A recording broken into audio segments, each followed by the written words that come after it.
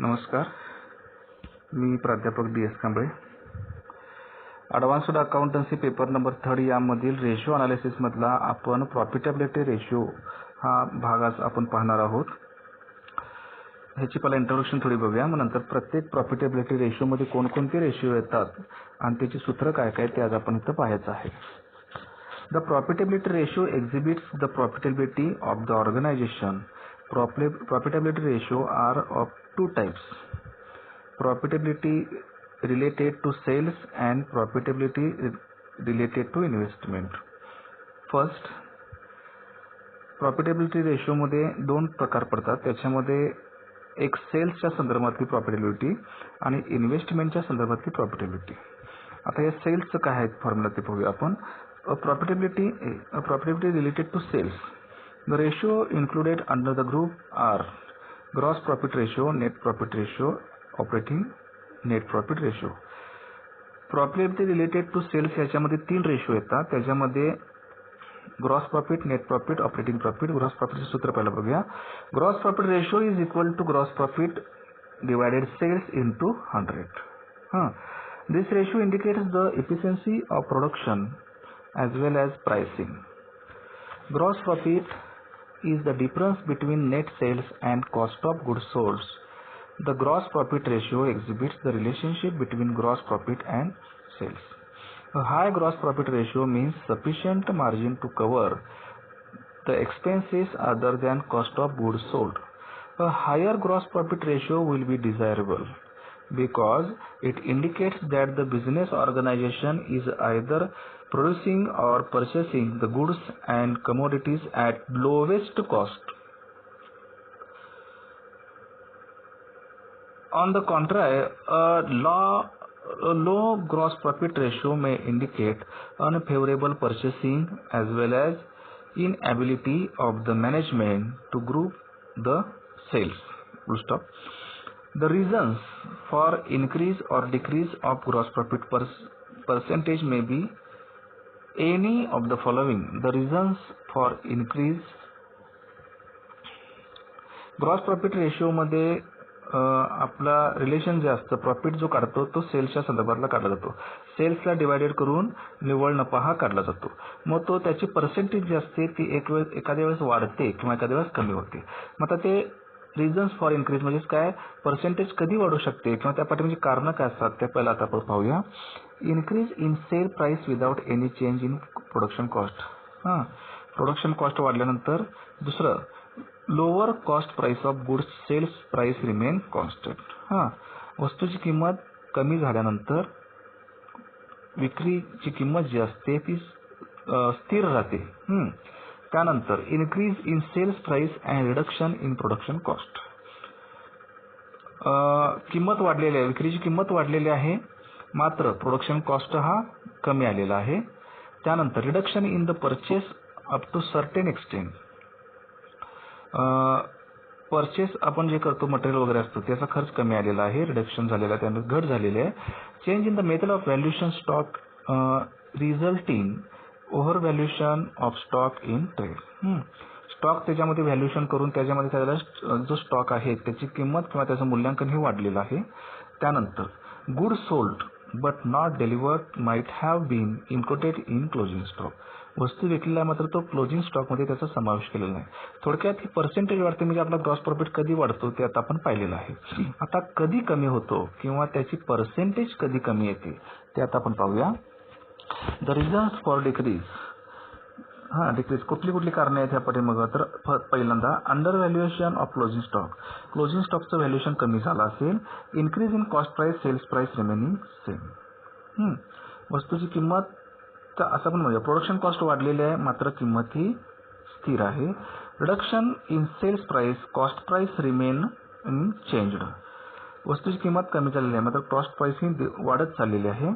त्यानंतर entry recorded more than once of any purchase.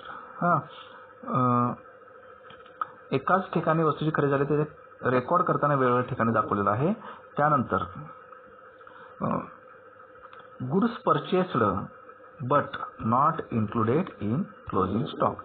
वस्तू खरेदी केलेली आहे, वस्तूसाठी जो कच्चा माल असतो तो खरेदी केलेला आहे, मात्र त्याचा समावेश हा क्लोजिंग स्टॉकमध्ये झालेला आहे. मग आता आपण ग्रॉस प्रॉफिटचं पर्सेंटेज प्रॉफिट वाढतो कधी, कमी कधी होतो, हे आता आपण त्याची कारणं, दोन्ही सुद्धा कारणं आपण पाहिलेली आहेत. नंतर यामध्ये येणारा दुसरा भाग म्हणजे कुठला आहे, तर operating profit ratio. This ratio establish the relation between operating profit and cells.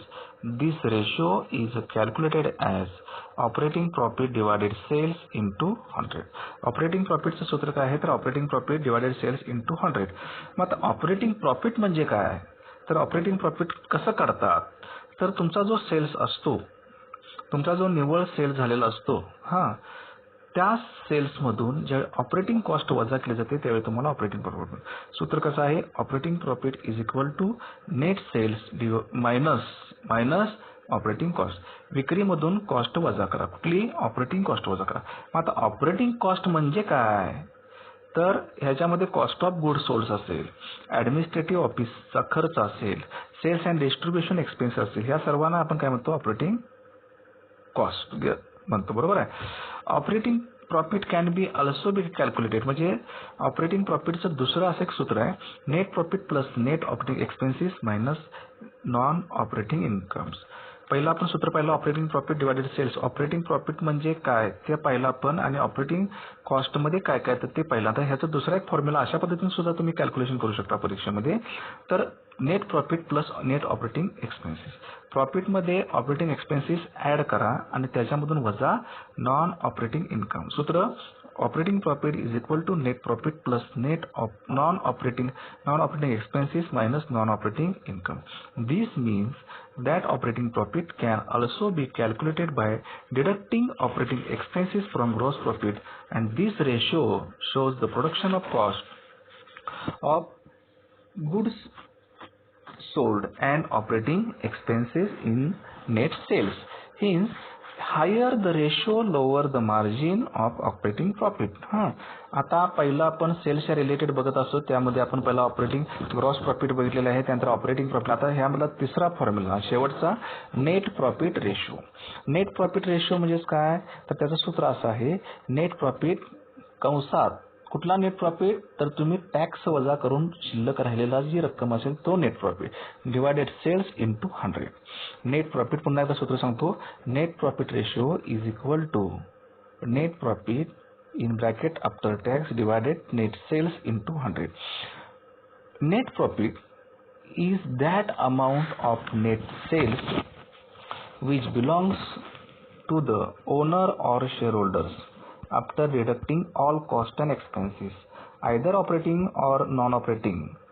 Full stop. A high net profit ratio exhibits higher profitability of the business organization. Full stop.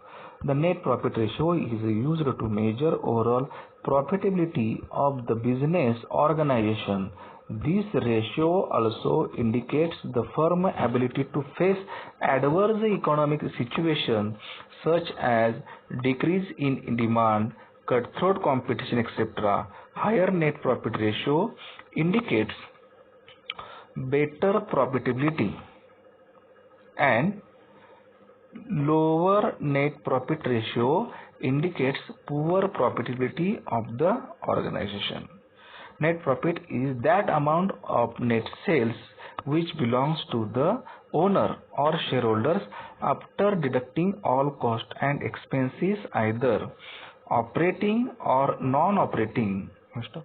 A higher net profit ratio exhibits higher profitability of the business organization, and the formula is net profit ratio is equal to net profit in bracket after sales divided net sales into 100. Okay, आता आपण profitability रेशोच्या आता आपण काय पाहिलं ह्याच्यामध्ये, तर profitability रेशोमध्ये दोन प्रकार पडतात, त्याच्यामध्ये सेल्सच्या रिलेटेडले मधले आणि इन्व्हेस्टमेंटच्या रिलेटेड. सेल्सच्या संदर्भातले 3 रेशो येतात. पहिलं म्हणजे ग्रॉस प्रॉफिट रेशो, दुसरं म्हणजे ऑपरेटिंग रेशो, आणि तिसरं म्हणजे आताच पाहिलेलं आहे आपण ते म्हणजे कुठलं, तर नेट प्रॉफिट रेशो. सेल्सच्या घटकामध्ये 3 येतात, त्यामध्ये ग्रॉस प्रॉफिट, ऑपरेटिंग प्रॉफिट आणि नेट प्रॉफिट. ओके, आता पुढील प्रकरणामध्ये म्हणजे आपण ह्याच्यानंतरचं लेक्चर जे आहे, पुढचं लेक्चर जे आहे ते आपण प्रॉफिटेबिलिटी दुसरा प्रकार यातला पण. आज आपण सेल्स पाहिला, तर पुढच्या ह्याच्यामध्ये आपण काय पाहणार आहोत, प्रॉफिटेबिलिटी रिलेटेड टू इन्व्हेस्टमेंट म्हणजे इन्व्हेस्टमेंटच्या संदर्भात कुठले कुठले खर्च येतात ते आपण नेक्स्ट लेक्चरला पाहूया. थँक्यू.